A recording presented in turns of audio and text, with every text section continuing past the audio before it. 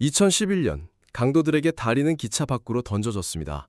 철로 위로 떨어지는 순간 반대편 기차가 왼쪽 다리를 덮쳤어요.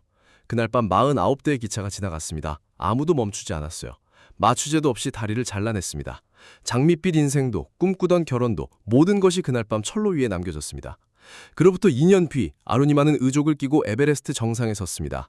해발 8,849m, 지구에서 가장 높은 곳에 세상이 끝났다고 쓴 바로 그 여자가. 이것은 기적이 아닙니다. 닥쳐온 불행이 인생의 끝이 아님을 몸으로 증명한 사람의 이야기입니다. 2011년 4월 11일 밤이었어요. 인도 북부 바레일리 근처 철로 위에 한 여자가 쓰러져 있었습니다. 22살. 배구 국가대표까지 뛴 군 입대를 준비하던 뭐든 될 것 같던 여자였어요. 그날 밤 그녀가 한 일은 딱 하나였거든요. 러크나우에서 델리로 가는 기차를 탄 것. 그게 다였습니다. 기차 안에 강도들이 들이닥쳤어요. 목걸이를 낚아채려 했습니다. 아로니마형 뿌리쳤어요. 그냥 줄 수가 없었거든요. 강도들은 달리는 기차의 문을 열었습니다. 그리고 그녀를 밖으로 밀어버렸어요. 그 순간이었습니다. 철로 위로 떨어지는 순간 반대편에서 달려오던 기차가 왼쪽 다리를 덮쳤어요. 무릎 아래가 바퀴와 레일 사이로 빨려 들어갔습니다. 뼈가 으스러지고 살이 레일에 갈렸어요. 척추 5군데가 부러졌고 골반도 산산조각이 났습니다. 그 순간 어떤 소리가 났는지 저는 말하지 않겠습니다. 아루니마는 그 자리에서 꼼짝도 못했어요. 손가락 하나 움직일 수가 없었습니다. 등 아래로 차가운 쇠가 파고들었고 기름 냄새, 쇠 냄새가 코를 찔렀어요. 소리를 지르고 싶었지만 목구멍에서 아무것도 나오지 않았습니다. 그때였어요. 땅이 울렸습니다. 멀리서 진동이 밀려왔어요. 불빛이 다가왔습니다. 바람이 몰아쳤어요. 기차가 지나쳤습니다. 한 대. 잠시 뒤 또 진동이 왔어요. 또 불빛이 왔습니다. 또 바람이 왔어요. 또 지나쳤습니다. 2대. 여러분, 저 지금 이 숫자 말씀드리기가 참 쉽지 않은데요. 그날 밤 부서진 몸으로 혼자 철로 위에 누워있던 22살 아루니마 곁을 그냥 지나쳐간 기차가 모두 49대였거든요. 49번 불빛이 왔다 사라졌어요. 49번 바람이 그 부서진 몸 위로 쏟아졌습니다. 49번 아무도 멈추지 않았어요. 사고가 아니었습니다. 49번의 외면이었어요. 여러분 중에 그런 밤을 보내본 분 계세요? 내가 쓰러져 있는데 세상이 그냥 지나가는 밤, 불빛은 오는데 아무도 서지 않는 밤, 소리를 질러도 바람 속으로 그냥 사라지는 밤. 살면서 딱 한 번이라도 그런 밤을 버텨본 분이라면 오늘 이 이야기가 남의 이야기로 들리지 않을 거예요. 새벽 1회서야 누군가 그녀를 발견했어요. 49번의 바람을 온몸으로 맞은 뒤였습니다. 바레일리 병원으로 실려갔어요. 왼쪽 다리는 살릴 수 없었습니다. 당장 잘라내야 했어요. 근데 수술실에 마취제가 없었거든요. 의사가 말했어요. 지금 하지 않으면 죽는다고. 아루니마는 눈을 감았습니다. 잠시 침묵이 흘렀어요. 그리고 천천히 고개를 끄덕였습니다. 수술이 시작됐습니다. 세상에는 말로 설명이 안 되는 고통이 있어요. 겪어본 사람만 아는 것들이 있거든요. 2011년 4월 12일 새벽 바레일리의 한 병원 수술실이었습니다. 들것에 실려온 아루니마를 내려다본 의사는 고개를 저었어요. 왼쪽 다리는 이미 끝이 났습니다. 선로 위에서 밤새 홀로 버틴 그 시간만큼 살이 썩고 뼈가 무너져 있었거든요. 당장 잘라내야 했습니다. 근데 마취제가 없었어요. 의사가 말했습니다. 지금 하지 않으면 목숨을 잃을 수 있다고. 아루니마는 눈을 감았어요. 그리고 고개를 끄덕였습니다. 메스가 살을 열었습니다. 톱이 뼈를 잘랐습니다. 어떤 진통제도 어떤 마취도 없이 맨정신으로 완전히 깨어있는 채로. 여러분, 저는 그 수술대 위에서 아루니마가 어떤 소리를 질렀는지 모릅니다. 얼마나 온몸을 떨었는지도 모르고요. 그녀도 그 순간을 자세히 말하지 않았거든요. 다만 이것 하나만은 알고 있어요. 그 수술대 위에서 아루니마는 의식을 놓지 않았습니다. 무너지지 않았어요. 부서지는 것과 무너지는 건 다른 일이었거든요. 왼쪽 다리가 무릎 아래에서 잘려나갔습니다. 오른쪽 다리엔 뼈를 잡아두기 위한 철심이 2개 박혔어요. 척추 5군데 골절, 산산조각난 골반. 몸은 완전히 부서졌습니다. 그래도 아루니마는 살아있었어요. 2011년 4월 18일, 그녀는 델리의 전인도의학연구소 AIMS로 옮겨졌어요. 이후 4개월 동안 그 병원의 하얀 천장만 바라봤습니다. 수술이 반복됐어요. 통증이 파도처럼 밀려왔다 물러갔습니다. 그 병상으로 2가지가 찾아왔어요. 하나는 동정이었습니다. 병문안을 놓은 사람들의 눈빛 속에 있었어요. 치근함, 안타까움. 근데 그 눈빛 안에 뭔가 더 있었거든요. 말은 안 했지만 다들 알고 있었어요. 이 아이의 인생은 이제 끝났다고. 또 하나는 거짓말이었습니다. 언론이 쏟아낸 기사들이었어요. 무임 춘차를 하다 쫓겨났다는 이야기, 집안의 반대로 스스로 뛰어내렸다는 이야기, 가난을 비관해 목숨을 끊으려 했다는 이야기. 아직 살아있는 사람을 향해 그녀가 반박조차 할 수 없는 순간을 골라 세상은 이미 그녀의 이야기를 제멋대로 써버렸거든요. 여러분, 이거 아세요? 다리 하나를 잃은 것보다 그 거짓 기사들이 더 아팠다고 아루니마는 나중에 말했어요. 몸의 고통은 시간이 지나면 조금씩 옅어졌는데 사람들의 시선은 쉽게 사라지지 않았거든요. 혹시 그런 경험 있으세요? 내가 쓰러져 있는데 세상이 내 이야기를 내 허락도 없이 써버리는 경험. 내가 무너진 이유를 다른 사람들이 먼저 정해버리는 경험. 일어서기도 전에 이미 패배자로 낙인 찍히는 경험. 아루니마는 그걸 병상 위에서 겪었어요. 근데요, 바로 그 시선이 그녀를 일으켜 세우는 불씨가 됐습니다. 그녀는 병상에 누운 채 결심했어요. 사람들이 나를 동정의 눈으로 보는 걸 멈추게 하기 위해 세상에서 가장 어려운 일을 하기로 했습니다. 부서지는 건 끝이 아니에요. 부서진 자리에서만 자라는 것들이 있거든요. 아루니마의 이야기는 지금부터 시작이었습니다. 병상에서 선언하는 건 쉬운 일이에요. 아로니마는 알고 있었습니다. 말은 누구나 할 수 있다는 걸. 그래서 그녀는 말하기 전에 먼저 결정했어요. 무엇을 할지, 왜 할지, 그리고 어디까지 할지. 에베레스트였습니다. 해발 8,849m. 지구에서 가장 높은 곳. 2다리가 멀쩡한 사람도 셋 중 하나는 정상을 밟지 못하고 내려오는 곳. 살아서 돌아오지 못하는 사람도 있는 곳. 아로니마는 그 산을 선택했어요. 왼쪽 다리가 잘려나간 채로, 오른쪽 다리에 철심 2개가 박힌 채로, 척추 5군데가 부러진 채로. 2011년 병원 침대 위에서 발표가 나가자마자 반응이 왔습니다. 빠르고 날카로웠어요. 인터넷이 들끓었습니다. 언론이 받았었어요. 관심 끌려는 거다. 다리도 없는데 에베레스트. 이미 거짓말을 한 번 한 사람 아니냐. 기억하시죠? 세상은 이미 그녀를 한 번 썼습니다. 무임승차를 하다 쫓겨난 사람으로, 스스로 뛰어내린 사람으로. 이번엔 관심병자라고 썼어요. 아직 수술이 끝나지도 않은 사람을 향해. 근데요, 한 사람이 전화를 걸어왔어요. 바챙드리 팔. 그 이름 인도 사람이라면 모르는 사람이 없습니다. 1984년 에베레스트를 밟은 최초의 인도 여성, 타타스틸의 산악훈련 프로그램 총책임자, 인도에서 산을 논할 때 반드시 나오는 이름. 그녀가 직접 전화를 했어요. 훈련시켜드리겠습니다. 아로니마는 잠시 말이 없었습니다. 그리고 대답했어요. 언제 시작하면 됩니까? 2012년 훈련이 시작됐어요. 첫 번째 장소는 네루 산악연구소였습니다. 히말라야 기슭 우타라칸드주 우타르카시, 고도만 1100m. 거기서 아로니마는 의족을 끼고 배낭을 짊어졌어요. 첫날부터였습니다. 의족과 다리 절단면 그 경계선은 처음부터 말을 안 들었어요. 몇 걸음 걷지 않아 피부가 쓸렸습니다. 고도가 올라가면 공기가 희박해졌어요. 심장이 두근거리다가 지쳐가는 느낌. 가쁜 숨이 목구멍을 타고 올라왔습니다. 배낭은 어깨에서 등으로, 등에서 허리로 눌러왔어요. 그래도 그녀는 올랐습니다. 오르고 내려오고, 의족을 빼고 상처를 소독하고, 다시 의족을 기고 다시 올랐어요. 여러분, 여기서 딱 하나만 물어볼게요. 살면서 이건 불가능하다고 생각한 순간이 있으세요? 몸이 안 된다는 게 아니라 세상이 허락하지 않는다는 느낌. 나만 이 자리에 있으면 안 된다는 시선. 그게 피부에 닿는 것 같은 순간.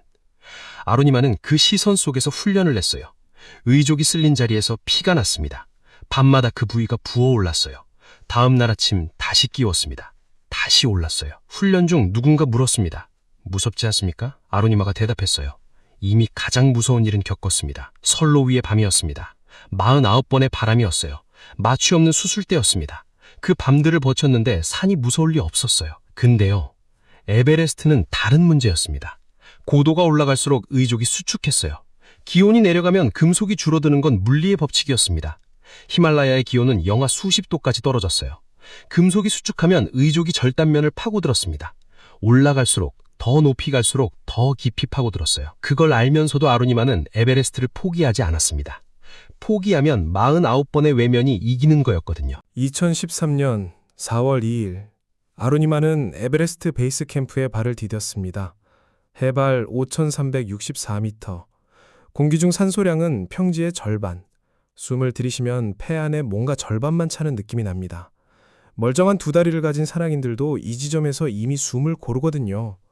아루니마는 의족을 끼고 거기 서 있었어요. 베이스 캠프에는 전 세계에서 온 원정대가 있었습니다. 그들 중 일부는 아루니마를 알았어요. 다리 하나를 잃은 인도 여성이 에베레스트를 오르겠다고 나선 그 이야기.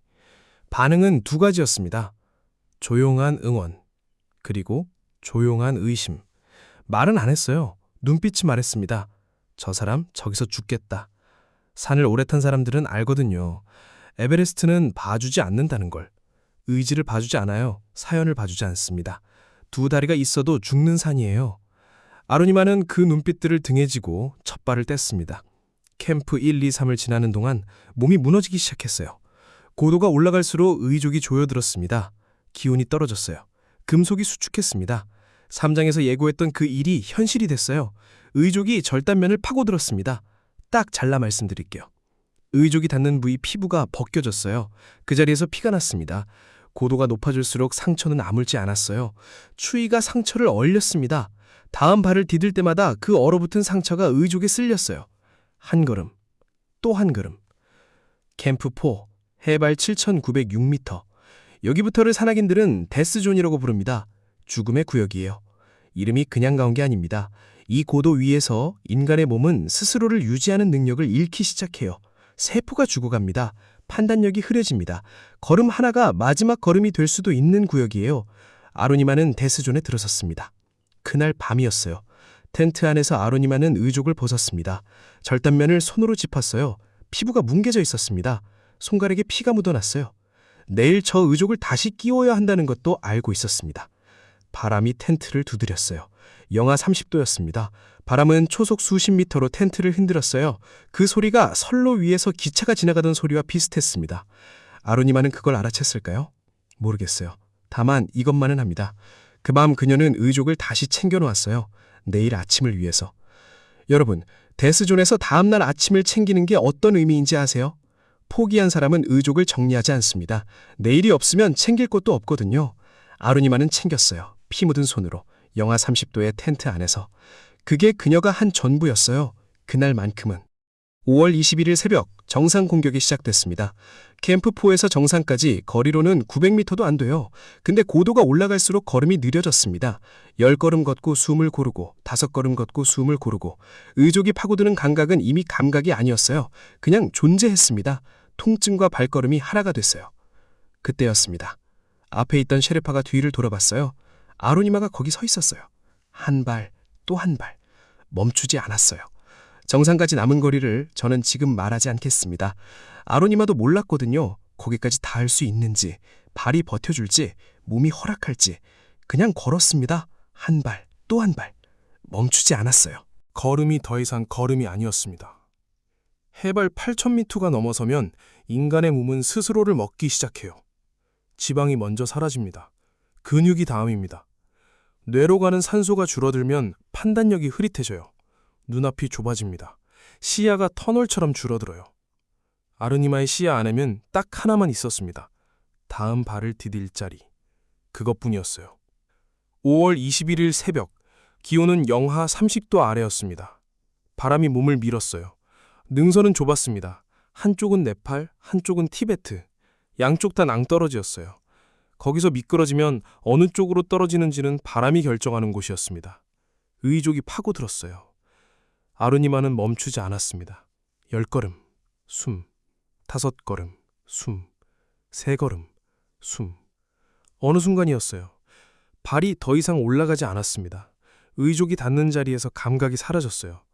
추위가 신경을 마비시킨 건지 고통이 너무 익숙해진 건지 모르겠어요. 다만 다리가 말을 듣지 않았습니다.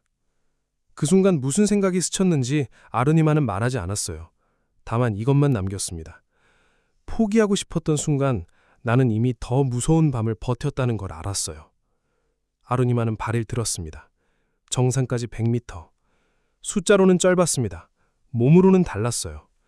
산소가 희박해지면 근육이 제 속도를 잃어요. 명령을 내려도 다리가 0.5초 늦게 반응했습니다. 의족이 닿는 자리는 이미 감각이 없었어요. 없는 건지 너무 익숙해진 건지 구분이 안 됐습니다. 그래도 발이 나갔어요. 한 걸음, 또 한 걸음. 올라가는 건 몸이 하는 일이 아니었어요. 몸은 이미 한계를 넘었거든요. 그래도 발이 움직였습니다. 셰리파가 앞에서 로프를 잡고 있었어요. 뒤를 돌아봤습니다. 아로니마가 거기 있었어요. 쓰러지지 않았습니다. 멈추지 않았어요. 느렸지만 오고 있었습니다. 오전 10시 55분, 2013년 5월 21일, 아로니마 신하가 에베레스트 정상에 섰습니다. 해발 8,849m, 지구의 가장 높은 곳, 세상이 이미 끝났다고 써버린 그 여자가, 왼쪽 다리가 무릎 아래에서 잘려나간 그 여자가, 49번의 외면을 온몸으로 버텨낸 그 여자가 거기 서 있었습니다. 아루니마는 정상에서 두 가지를 꺼냈어요. 하나는 인도 국기였습니다. 또 하나는 바바사헵 암베드카르의 사진이었어요. 카스트 제도에 맞서 싸운 인물, 가장 낮은 자리에서 태어나 가장 높은 자리까지 올라간 사람. 아루니마는 그 사진을 8,849m 위에서 꺼냈습니다. 말이 없었어요. 행동이 말이었습니다. 여러분, 저는 그 순간 아루니마가 울었는진 모릅니다. 웃었는지도 몰라요. 고도 8,849m에서는 눈물이 나와도 얼굴에서 바로 얼거든요. 표정이 있어도 산소가 부족해 근육이 제대로 움직이지 않아요. 그러니까 우리는 모릅니다. 그 순간 그녀의 얼굴이 어땠는지. 다만 이것만 압니다. 49번의 바람이 지나간 뒤에도, 아무도 멈춰주지 않았던 그 밤 뒤에도, 세상이 그녀의 이야기를 제멋대로 써버린 뒤에도, 맨정신으로 수술대 위에 누웠던 그 뒤에도 아루니마는 세상에서 가장 높은 곳에 서 있었어요.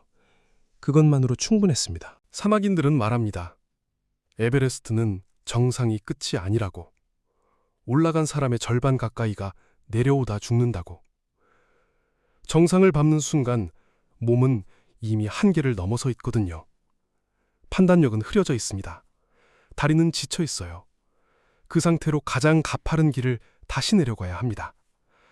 아로니마는 정상에서 몸을 돌렸어요. 내려가기 시작했습니다. 올라올 때와 같은 능선이었어요. 같은 바람이었습니다. 같은 낭떠러지였어요. 근데 내려갈 때는 달랐어요. 올라올 때는 발끝이 설면을 밀어냈습니다. 내려갈 때는 무게가 뒤꿈치로 쏠렸어요. 의족이 닿는 각도가 달라졌습니다. 의족이 비틀렸어요. 캠프4로 내려오는 중간이었습니다. 의족과 절단면을 연결하는 부위에서 소리가 났어요. 작은 소리였습니다. 근데 아로니마는 알았어요. 그 소리가 무슨 의미인지. 의족이 망가지기 시작했습니다. 걸음마다 의족이 흔들렸어요. 절단면이 고정되지 않았습니다. 흔들리는 의족 위에 체중을 실으면 절단면 피부가 안쪽으로 쓸렸어요. 올라올 때 이미 벗겨진 자리였습니다. 거기서 다시 피가 났어요. 아로니마는 멈추지 않았습니다. 내려갔어요. 여러분, 이거 아세요? 에베레스트에서 멈추면 안 됩니다. 고도 8,000m 위에서 멈추는 건 죽는 거예요. 몸이 열을 잃기 시작합니다. 혈액이 굳기 시작해요. 생각이 느려집니다. 그냥 앉고 싶어져요. 그 느낌이 제일 위험하거든요. 앉으면 일어나지 못합니다. 아로니마는 앉지 않았어요. 캠프4, 캠프3, 캠프2. 내려올수록 공기가 조금씩 두꺼워졌습니다. 숨이 조금씩 편해졌어요. 몸이 조금씩 돌아왔습니다. 근데 의족은 더 나빠졌어요. 낮은 고도에서 기온이 오르면서 금속이 팽창했습니다. 수축됐다가 팽창하는 과정에서 부품이 어긋났어요. 베이스 캠프에 도착했을 때 의족은 거의 못 쓸 지경이 됐습니다. 아루니마는 그 의족으로 정상을 다녀왔어요. 5월 21일에 올라가서 살아서 내려왔습니다. 인도로 돌아왔을 때 세상이 달라져 있었어요. 같은 언론이었습니다. 2011년에 그녀를 무임승차자로 썼던 언론, 관심병자라고 했던 언론, 그 언론이 이번엔 다른 단어를 썼어요. 영웅, 국가적 자랑, 인도의 딸. 아루니마는 그 단어들 앞에서 인터뷰했습니다. 카메라가 쏟아졌어요. 마이크가 몰렸습니다. 누군가 물었어요. 이제 뭘 하실 겁니까? 아루니마가 대답했어요. 아카데미를 세우겠습니다. 장애를 가진 아이들이 운동할 수 있는 곳, 돈이 없어도 훈련받을 수 있는 곳, 누군가 다리 하나를 잃어도 척추가 부러져도 세상이 끝났다고 말해도 그래도 산을 꿈꿀 수 있는 곳. 2014년 우타르프라데시주 람푸르에 아루니마 시나 스포츠 아카데미가 문을 열었습니다. 장애를 가진 아이들이 그 문으로 들어왔습니다. 아루니마는 문 앞에 서 있었어요. 에베레스트를 오른 여자가 아니라 그냥 거기 있었습니다. 에베레스트로 끝낼 생각이 없었거든요. 킬리만자로가 기다리고 있었습니다. 다시 그날 밤으로 돌아가겠습니다. 2011년 4월 11일 바레일리 근처 철로 위 22살 아루니마가 부서진 몸으로 누워있던 그 밤 49번의 기차가 지나갔습니다. 49번의 불빛이 왔다 사라졌어요. 49번의 바람이 그 몸 위로 쏟아졌습니다. 49번. 아무도 멈추지 않았어요. 저는 오늘 그 숫자를 다르게 읽겠습니다. 49번의 바람을 버텼다고. 한 번 지나갈 때마다 버텼어요. 2번 버텼습니다. 10번 버텼어요. 25번 버텼습니다. 49번째 바람이 지나갔을 때도 아루니마는 거기 있었어요. 사라지지 않았습니다. 2014년 킬리만자로 아프리카 대륙 최고봉 5,895m 의족은 또 파고들었어요. 2015년 엘브루스 유럽 최고봉 영하 25도 금속이 또 수축했습니다. 2016년 아콘카과 남미 최고봉 6,961m 고산증이 머리를 짓눌렀어요. 2017년 빈슨 메시프 남극 지구에서 가장 외로운 산 아루니마는 그 산들을 하나씩 밟았습니다. 의족을 끼고 절단면에서 피를 흘리면서 한 발씩. 의족 등반가 최초였습니다. 인도 여성 최초였어요. 세계 최초였습니다. 근데 아루니마가 기록을 위해 오른 게 아니라는 거 여러분은 이미 알고 있잖아요. 그녀가 오른 건 산이 아니었거든요. 세상이 이미 끝났다고 써버린 분장들이었습니다. 동정의 눈빛들이었어요. 49번의 외면이었습니다. 아루니마는 그것들 위에 발을 디뎠어요. 한 발씩, 한 산씩. 여러분, 저 지금 여러분께 직접 말씀드리고 싶어요. 살면서 선로 위에 누워본 적 있으세요? 꼭 철로가 아니어도 됩니다. 아무도 멈춰주지 않는 밤을 보내본 적 있으세요? 불빛은 오는데 아무도 서지 않는 밤. 소리를 질러도 바람 속으로 사라지는 밤. 세상이 나를 그냥 지나쳐가는 밤. 살면서 딱 한 번이라도 그런 밤을 버텨본 분이라면 오늘 이 이야기가 남의 이야기로 들리지 않으셨을 거예요. 부서지는 것과 무너지는 건 달랐습니다. 아루니마는 부서졌어요. 완전히. 선로 위에서, 수술대 위에서, 병상 위에서, 설원 위에서 매번 부서졌습니다. 근데 무너지지 않았어요. 저는 오늘 그걸 말씀드리고 싶었습니다. 부서진다고 끝나는 게 아니라는 걸. 세상이 내 이야기를 제멋대로 써버려도 내가 그 이야기의 주인이라는 걸. 아무도 멈춰주지 않는 밤에도 새벽은 온다는 걸. 아루니마는 지금도 거기 있습니다. 아카데미에서 아이들을 가르치고 있어요. 다리를 잃은 아이, 팔을 잃은 아이, 세상이 이미 끝났다고 말하는 아이들한테 배구공을 쥐어줍니다. 라켓을 건네요. 그리고 산을 가리킵니다. 아이들 눈이 반짝였어요. 아루니마는 그 눈빛을 알았습니다. 2011년 4월 이전 자신의 눈빛이었거든요. 뭐든 될 것 같던, 기차를 타면 어디든 갈 수 있을 것 같던, 세상이 아직 넓던 그 눈빛이 거기 살아있었습니다. 말은 많이 하지 않아요. 8,849m짜리 증거가 있으니까요. 오늘 이 이야기를 들으신 여러분 중에 지금 선로 위에 누워 계신 분이 혹시 있다면 49번째 바람이 지나간 뒤에도 새벽은 옵니다. 반드시. 감사합니다. 실화세상입니다. 구독과 좋아요는 힘이 됩니다.